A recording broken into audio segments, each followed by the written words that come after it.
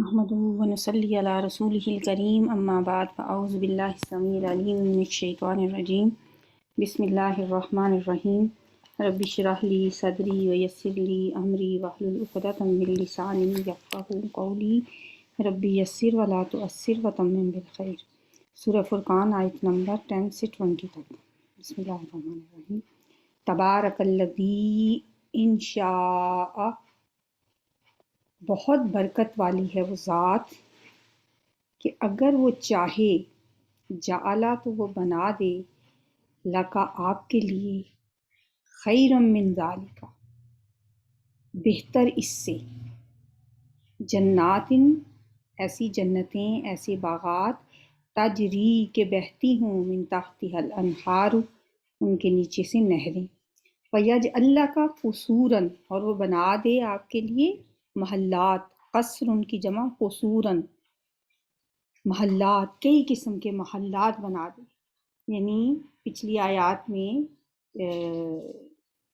جو ہم نے پڑھا، یہ اس کا جواب ہے کہ یہ لوگ آپ پہ اعتراض کرتے ہیں اور اپنی طرف سے وہ یہ کہتے ہیں کہ بڑی بڑی چیزوں کے نام گنواتے ہیں کہ آپ کو فلاں سہولت میسر ہونی چاہیے، آپ کے تصرف میں یہ چیزیں ہونی چاہیے، آپ کے لیے کوئی مکہ میں کوئی باغات، کوئی باغ ہونا چاہیے سرسبز و شاداب، یا آپ کبھی کہتے ہیں کہ احد پہاڑ آپ کے لیے سونے کا بن جائے، یا یہ چیز آپ کو مل جائے۔ تو اللہ فرما رہے ہیں کہ ان کو تو اندازہ ہی نہیں ہے، ان کے تو وہم و گمان بھی نہیں ہے، ان کو ہماری قدرت کے بارے میں کیا پتہ۔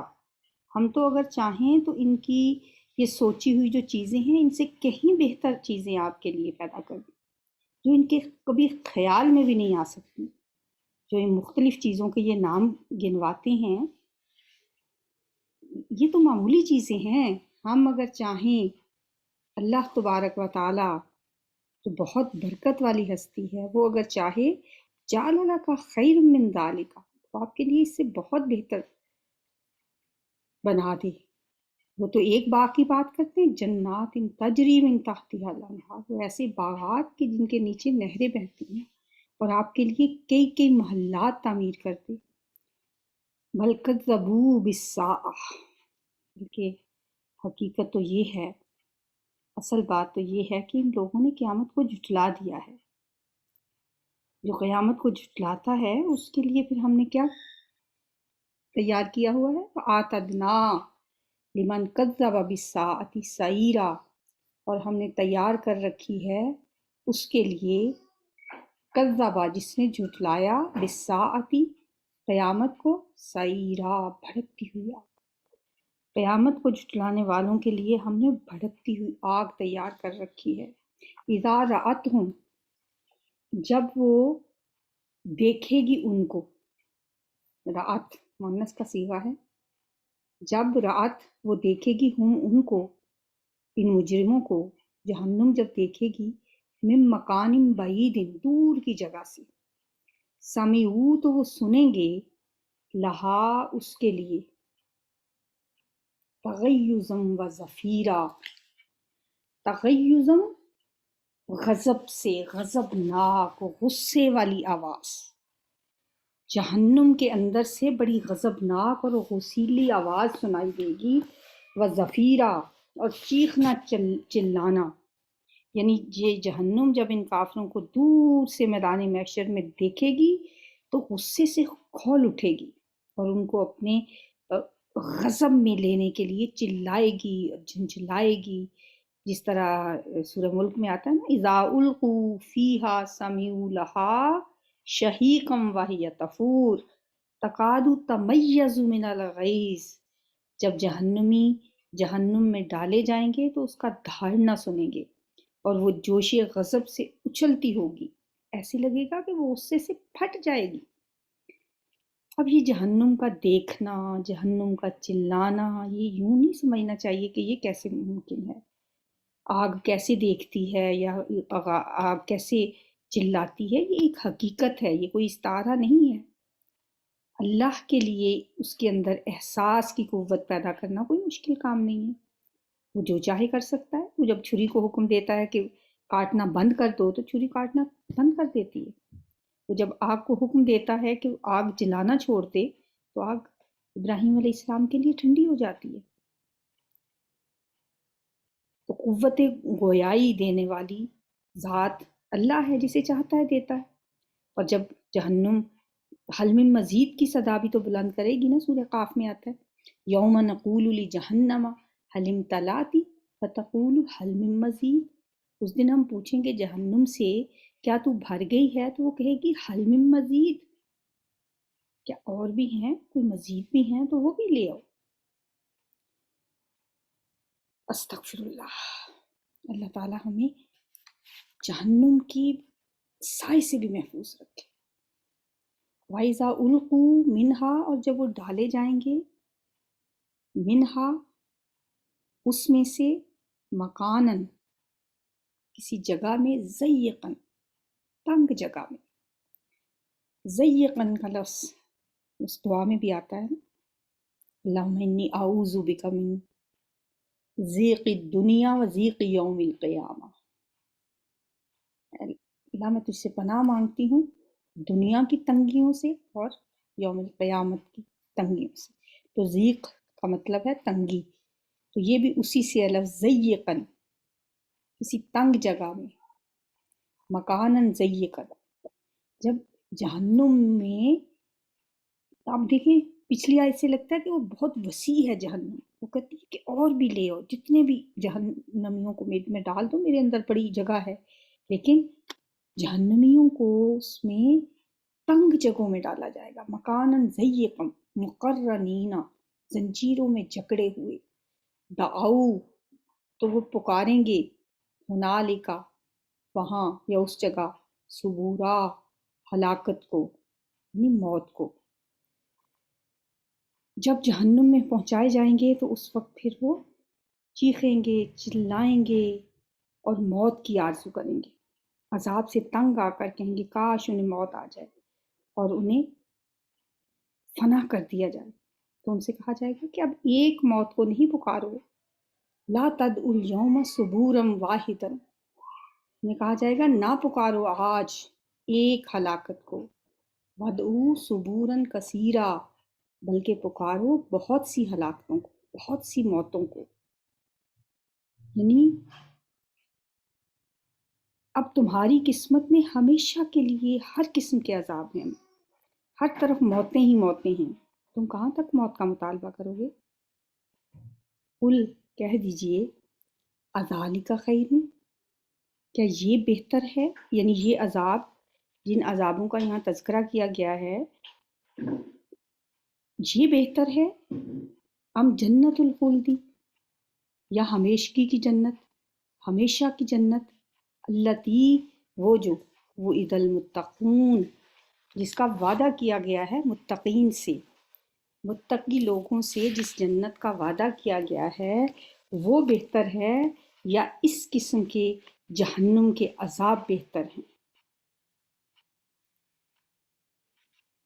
کانت لہم جزاء و مسیرا، وہ ہے ان کے لیے بدلہ اور ٹھکانہ. یعنی وہ جنت جس کا ان سے وعدہ کیا گیا ہے وہ ان کے لیے ٹھکانہ بھی ہے، جزا بھی ہے یعنی بدلہ بھی ہے، و مسیرا، اور آخری منزل بھی ان کی وہی ہوگی، وہ ان کے اعمال کا بدلہ ہوگی. لہم فیہا ما یشاؤون خالدین، لہم ان کے لیے فیہا اس میں، ما یشاؤون وہ کچھ ہوگا جو وہ چاہیں گے، خالدین ہمیشہ رہنے والے. کتنی پیاری بات ہے نا یہ. مطلب اس نے تو ہر چیز کو اپنے اندر سمیٹ لیا ہے. اس جنت میں لہم فیہا ما یشاؤون، وہ کچھ ہوگا جو وہ چاہیں گے. اور پیچھے کیا رہ گیا؟ بعض اوقات بچے پوچھتے ہیں جنت میں کیا ہوگا، کیا جنت میں یہ بھی ملے گا، کیا جنت میں یہ بھی ملے گا. میرے بچے چھوٹے تھے، وہ کہتے تھے وہ ہیری پوٹر دیکھتے ہیں ہم، تو کیا اگر ہم جنت میں جائیں گے تو وہاں ہم ہیری پوٹر بھی دیکھ سکتے ہیں؟ تو اللہ نے تو بات ہی ختم کر دی. لہم فیہا ما یشاؤون، جو وہ چاہیں گے انہیں وہ ملے گا. کوئی چیز اللہ نے چھوڑی نہیں، وہ جس کا دل چاہتا ہے. جو جس کی طلب ہے، جو جس کی خواہش ہے۔ دنیا میں بہت سی خواہشات ہماری پوری نہیں ہوتی، بہت سے خواب ادھورے رہ جاتے ہیں، بہت سی آرزوئیں تکمیل تک نہیں پہنچتی۔ جنت میں اللہ نے، بس جنت میں پہنچ جائے انسان، لہم فیہا ما یشاءون، ان کے لیے وہاں وہ کچھ ہوگا جو وہ چاہیں گے، اور اس میں وہ ہمیشہ ہمیش رہیں گے۔ یہ بھی کوئی ڈر یا خوف نہیں ہے کہ پتہ نہیں کتنی دیر کے لیے مجھے یہ جنت ملی ہے۔ اچھا، آگے اللہ نے اگلی جو بات ہے، کان علی ربک وعدا مسئولا، یہ ہے آپ کے رب کے ذمے وعدہ مسئولا، واجب الادا، قابل طلب۔ یعنی تیرے رب کا جو وعدہ ہے، پہلی بات تو یہ کہ رب کا وعدہ کبھی جھوٹا ہو نہیں سکتا۔ اس وعدے کو پورا کرنے کی، اس وعدے کو ایفا کرنے کی تمہارے رب پر ذمہ داری ہے۔ سورہ آل عمران میں ہم ایک دعا مانگتے ہیں نا، ربنا وآتنا ما وعدتنا علی رسلک ولا تخزنا یوم القیامہ انک لا تخلف المیعاد۔ ہے ہمارے رب، تو نے اپنے رسولوں کے ذریعے ہم سے جو وعدے کیے ہیں پورے فرما، اور ہمیں قیامت کے دن رسوا نہ کرنا، بے شک تو اپنے وعدے کے خلاف نہیں کرتا۔ تو اللہ تعالیٰ یقیناً اپنے وعدوں کو پورا فرمائے گا، اور یہ اس کی رحمت کا اظہار ہے کہ وہ ان وعدوں کو اپنی ذمہ داری قرار دیتا ہے۔ کانا علی ربی کا وعد مسئولا، مسئول کیا ہوتا ہے؟ واجب الادا، جس کے بارے میں سوال کیا جا سکے، قابل طلب، واجب الادا، یعنی یہ وعدے پورے کرنا اللہ کی ذمہ داری ہے۔ کانا علی ربی کا وعد مسئولا۔ تو جہاں پہ بھی ہم یہ کوئی بات ایسی پڑھیں قرآن میں جس میں ہے کہ تیرے رب نے یہ وعدہ کیا ہے، متقین سے یہ وعدہ کیا گیا، جیسے یہاں کیا گیا التی وعد المتقون، جس کا متقین سے وعدہ کیا گیا، مومنوں سے وعدے کیے کہ اللہ نے بہت سارے وعدے انسانوں سے کیے ہیں، جنت کے، جہنم میں نہ ڈالنے کے، تو اپنے رب کے وعدوں پہ کبھی شک نہیں کرنا چاہیے۔ یہاں تو اللہ نے بات ہی ختم کر، کانا علی ربک کا وعد مسئولا، تیرے رب کے ذمے ہے یہ وعدہ جو واجب الادا ہے۔ ویوم، اور جس دن، یحشرہم، وہ اکٹھا کرے گا ان کو، وما یعبدون، اور ان کو بھی جن کی وہ عبادت کرتے تھے، من دون اللہ، اللہ کے سوا، فیقول، پھر وہ کہے گا، انتم اضللتم، کیا تم ہی نے گمراہ کیا تھا، عبادی، میرے بندوں کو، ہاؤلائی، ان کو، کیا تم نے میرے ان بندوں کو گمراہ کیا تھا، ام ہم ضل السبیل، یا وہ خود ہی بھٹک گئے تھے راہ حق سے۔ دنیا میں اللہ کے سوا جتنے بھی جس کی بھی عبادت کی جاتی رہی ہے اور یہ جاتی رہے گی، ان میں دیکھیں پتھر بھی ہیں، لکڑی اور دھاتوں کی بنی ہوئی مورتیاں بھی ہیں، اور اللہ کے نیک بندے بھی ہیں، مثلا عزیر، حضرت مسیح علیہ السلام، اور بہت سے نیک بندے، فرشتے، جنات کہ جو ہیں ان کی بھی پوجا کی جاتی رہی۔ اللہ تعالیٰ ان سب کو قوت گویائی عطا کرے گا، اور ان سب سے پوچھے گا کہ بتاؤ تم نے میرے بندوں کو اپنی عبادت کرنے کا حکم دیا تھا، یا اپنی مرضی سے وہ تمہاری عبادت کر کے گمراہ ہوئے تھے؟ اللہ تعالیٰ ان سے سوال کرے گا، ام ہم ضل السبیل، یا وہ خود بھٹک گئے تھے راہ حق سے، قالو سبحانک، وہ کہیں گے پاک ہے تو، ما کان ینبغی لنا، نہیں تھا ہمارے لائق، ینبغی کا مطلب ہوتا ہے زیب دیتا، یا کہ یہ چیز ہمیں روا ہی نہیں تھی، یہ چیز ہمیں زیب ہی نہیں دیتی تھی، ینبغی لنا ان نتخذ من دونک من اولیاء، کہ ہم تیرے سوا کسی کو اپنا ولی بناتے۔ اللہ اور اہل ایمان کے درمیان جو ولایت کا رشتہ ہے، یہ بڑا مضبوط رشتہ ہے۔ اللہ اہل ایمان کا ولی ہے، اور اہل ایمان اللہ کے ولی ہیں۔ سورہ بقرہ میں آتا ہے، اللہ ولی الذین آمنوا یخرجہم من الظلمات الی النور، اللہ مومنوں کا ولی ہے، وہ انہیں اندھیروں سے نکالتا ہے نور کی طرف۔ اسی طرح سورہ یونس میں اللہ اپنے اولیاء کا ذکر کرتے ہوئے فرماتے ہیں الا ان اولیاء اللہ لا خوف علیہم ولا هم یحزنون۔ چنانچہ اگر وہ سچے معبود ہوتے تو ضرور اپنے بندوں کے ساتھ ولایت کا رشتہ قائم کیے ہوتے، لیکن وہ تو پوچھنے پر صاف انکار کر دیں گے اور کہیں گے ہمارا ولی تو اللہ ہے، ہم اللہ کے سوا کسی اور کے ساتھ ولایت کا رشتہ کیسے قائم کر سکتے تھے؟ ولاکن متعتہم وآباءہم، لیکن اے رب تو نے انہیں اور ان کے آباء و اجداد کو دنیا کا ساز و سامان دیا، ان کو دنیا میں مال و دولت اور حیثیت سے بہرہ مند کیا اور انہیں خوشحالی اور فارغ البالی عطا کیے رکھی، حتیٰ نسوا الذکر، یہاں تک کہ وہ بھول گئے، نسوا الذکر، وہ بھول گئے تیری یاد کو، وَقَانُوا قَوْمًا بُورًا، اور تھے یہ لوگ ہلاک ہونے والے۔ اس کے بعد اللہ تعالیٰ ان مشرکین کو مخاطب کر کے فرمائیں گے فَقَدْ كَذَّبُوكُمْ، تو اے کافرو یقیناً انہوں نے تمہیں جھٹلایا، بِمَا تَقُولُونَ، ان باتوں میں جو تم کہتے تھے، فَمَا تَسْتَطِيعُونَ صَرْفًا وَلَا نَصْرًا، تو نہیں تم طاقت رکھتے عذاب کے ہٹانے کی، ولا نصرا، اور نہ کسی کی مدد کی۔ ومن یظلم منکم، اور جو کوئی ظلم کرے تم میں سے، نذقہ عذابا کبیرا، تو ہم چکھائیں گے اسے بہت بڑا عذاب۔ یہاں ظلم سے مراد شرک ہی ہے، ان الشرک لظلم عظیم، جو شرک کرے گا تو ہم اسے بہت بڑا عذاب چکھائیں گے۔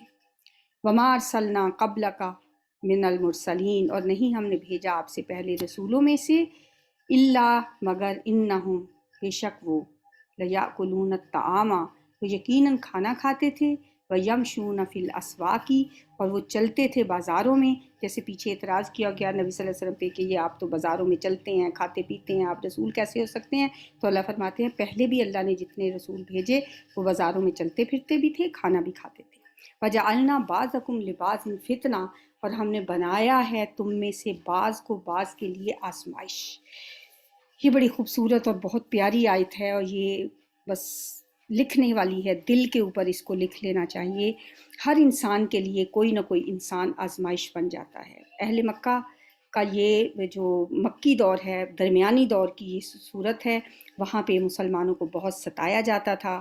سب مومنین کے لیے بہت سے لوگ آزمائش بنے ہوئے تھے۔ حضرت بلال کا ظالم آقا ان کو جیسے اذیتیں دیتا تھا، حضرت سمیہ کو ابو جہل جب اذیتیں دیتا تھا تو ان کی چیخیں آسمان تک جاتی تھیں۔ تو اسی طرح اب بھی ہمارے لیے بھی جب کوئی شخص آزمائش بن جائے تو اللہ نے اس کا آسان حل بتا دیا ہے۔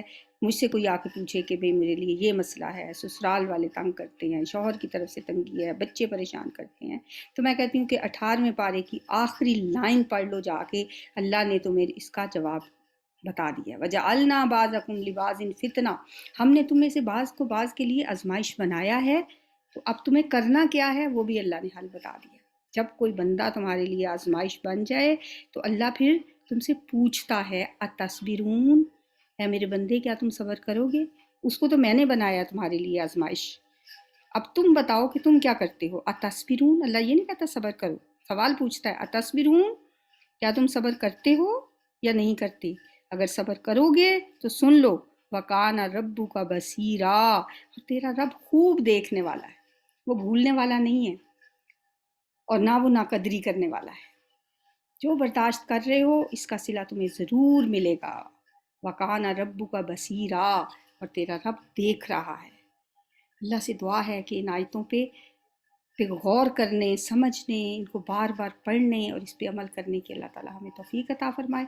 سبحانک اللہم و بحمدک، نشہد ان لا الہ الا انت، نستغفرک و نتوب الیک۔ السلام علیکم۔